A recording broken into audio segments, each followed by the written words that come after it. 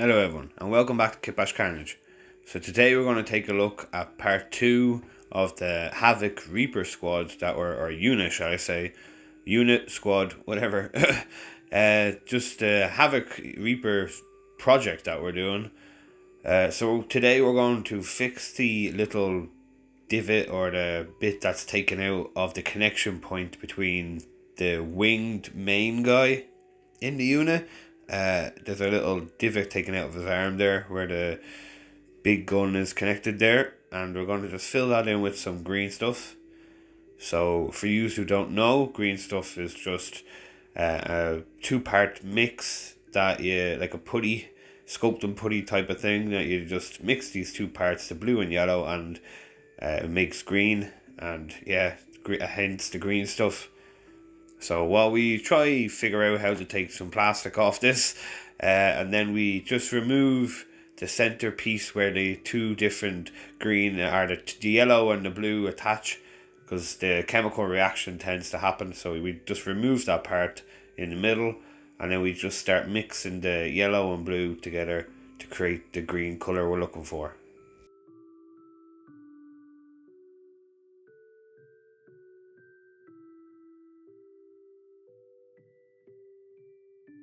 So just using your fingers just to mix it nice and well, get the two different compounds basically mixed into one.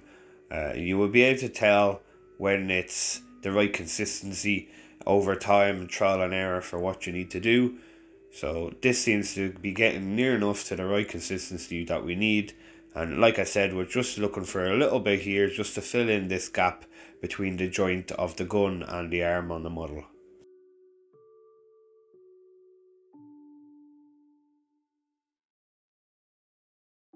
And if you haven't been able to tell already, I still have a bit of a sniffly nose.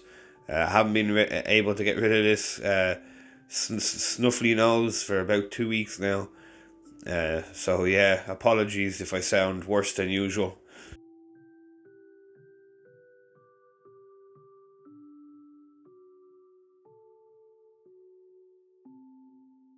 So after we put our piece of green stuff into the gap or the void that we are looking to fill, we're just going to use a sculpting tool just to prod it and maneuver it into the position that we want. And then using the silicone head or the steel head, we're just adding some more extra detail and refining the look of the connection point. Once we can get the actual green stuff into position, and we have lots of trouble doing that. But like we said, this channel is KitbashCarnage. A lot of mistakes and mishaps, and we don't like to really edit too much of this, not because of the whole process of doing it, but more because just to show everyone that we're all human at the end of the day. Nobody's perfect, and just because I have a YouTube channel does mean absolutely nothing compared to, like, you know, everyone else. We're all the same. I'm just a guy who is recording my mistakes. So as you can see, I cannot even recording the mistakes now. Now I'm just showing the gun. That's a nice gun that we have. Nice hand, and yeah, oh, nice bench there. And I really need to get better at focusing these models into the camera angles and into just the actual screen, because the angles here, I apologize, aren't really the best. But we're learning, folks. We're learning.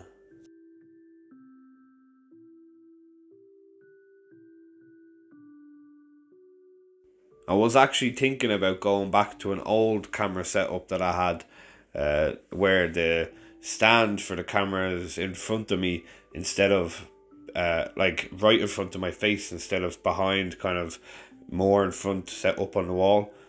This will get a better, closer camera angle. So what I might do is, for doing bits got to do with miniatures and actual kitbashing units and stuff, I might have that camera angle, and then doing bigger projects we might go to this camera angle. So please let me know in the comments. Look back at old videos and tell me what you prefer, because I can look at these videos all I want, and at the end of the day, apart from editing and watching them back now and again to see any flaws or whatever, I don't know, like, you know, tell me what you guys would like, please. Any criticism, constructive or not, is welcome. So thank you very much once again for bearing with me.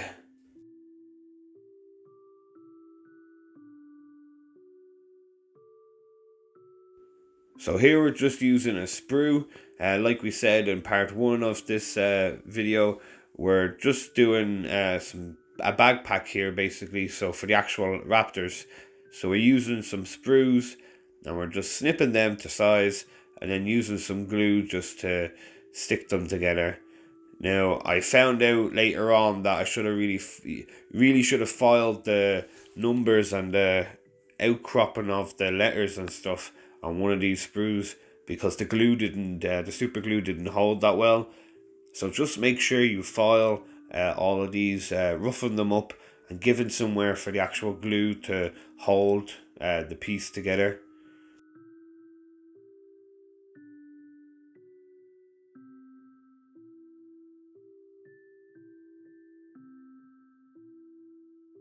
And like I said, just making sure you have enough glue just to hold these together.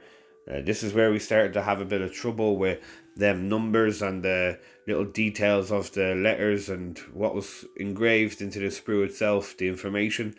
We should have really filed this down and that would have created a flatter surface with some more basically roughed up areas for the glue and the material to mold into one, and not be like have any room to air pockets and slide around and stuff. I apologize for this, everyone. The whole thing is just off camera, off focus. But believe me, all I'm doing here is sticking two equal lengths of sprue together in order to create one rocket booster type thing of the Raptor itself.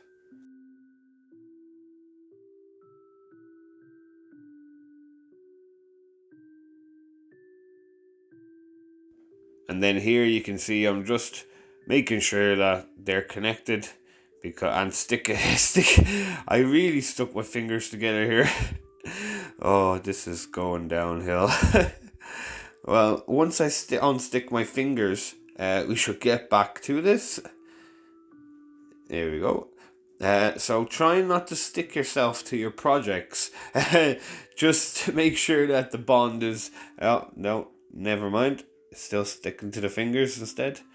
Just right. We're gonna have to follow this. I say. Like I said, these are. They have little information bits on them, sprues, and that creates these little air pockets or divots or deviations in the material, not allowing the two to stick together and create a good firm bond. So in hindsight, we should have just followed them ahead of time, but what's the hindsight? It's 2020 or whatever the sayings there are. We know now in the future to do that. We knew to begin with, but I just kind of thought we could skip the step and it would work. But next time we'll use hot glue and we won't. We'll have more something else to fill the void with instead of just how fluid and whatever the word is of the super glue.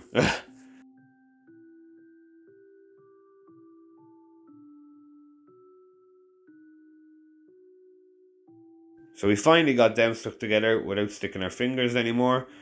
In saying that, we're covered in super glue, so we're going to have to at some stage try and fix that.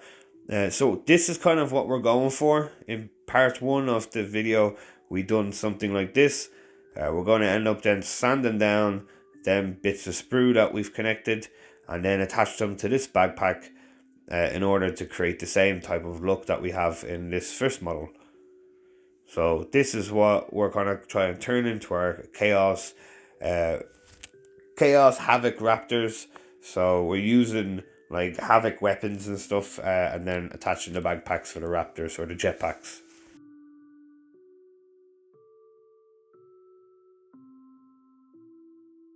So I thought I'd just show you a little trick of how I end up cleaning up my files or my sandpaper type of thing. So as you see, I'm just trying to rough these up and get them into shape. And you can see all the excess sprue or the plastic that gets left on the nail file.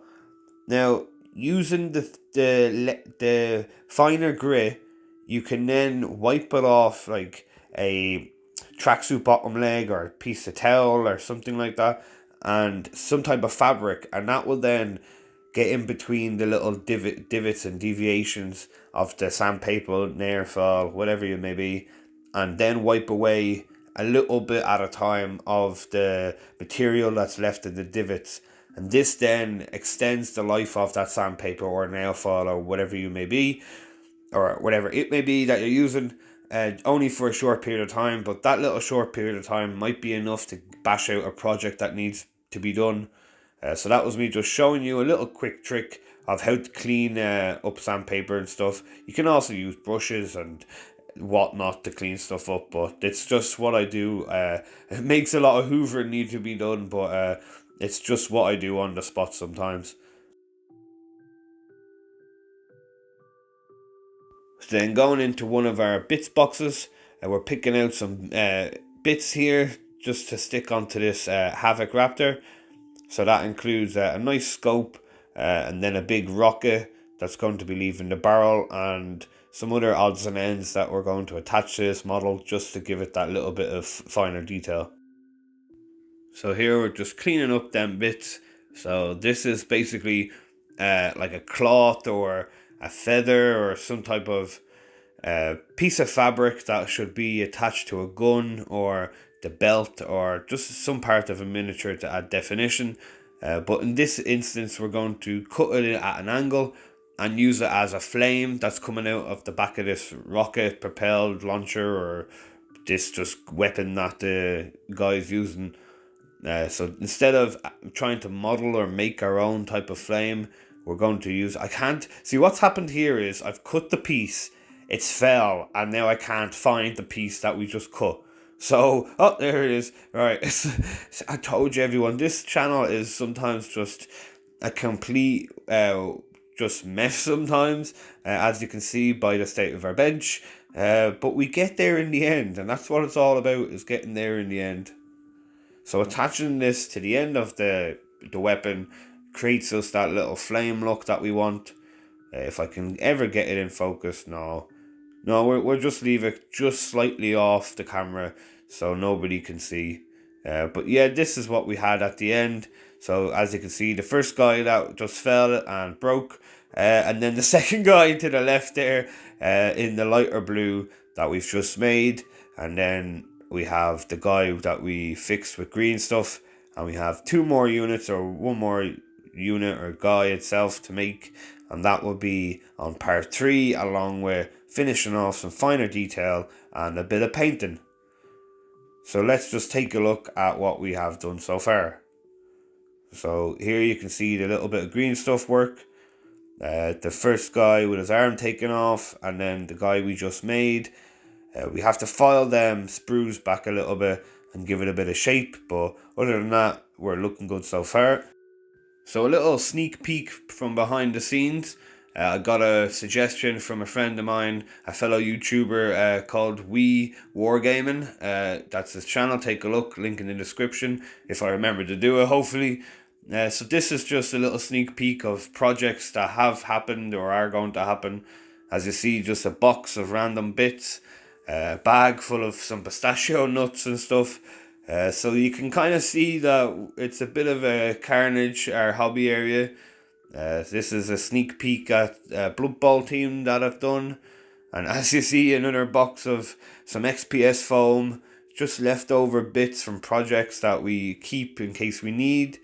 Hold on, we'll just get a little better look at this. So these are some Chaos Blood Bowl team that I've painted in Flora paints, and then another project that I'm working on, and this is the bench so far. So you can see the paints, the little paintbrush stands, and some more projects, and some glue, and more projects, and some plaster cards, and then all the bits, spot tubs, and more projects, and more projects. And yeah, everything you can see here is somewhat finished and somewhat in the stage of getting done. So you might see stuff that you will see in future videos. Some bits that I have there for a friend of mine. A 3 train set that I'm working on. A Venom crawler that I done a while back. That lights up, as you see. our 3D printer that we're working on bashing some bits out, bits box that I got recently, some more bits, and then some projects that are mid done, mid complete, some more extra materials. And so I share this as my hobby room, and I share this hobby room with my partner. As you can see, her little desk in the corner there, and a few of her miniatures that she's been painting. And this is where to show you some of my bits and where I'm getting all my bits. Some tracks, some tanks that I'm just moulding here and casting. I have a bolt action unit team kind of army that I'm going to be doing soon. I hope you enjoyed the little behind the scenes.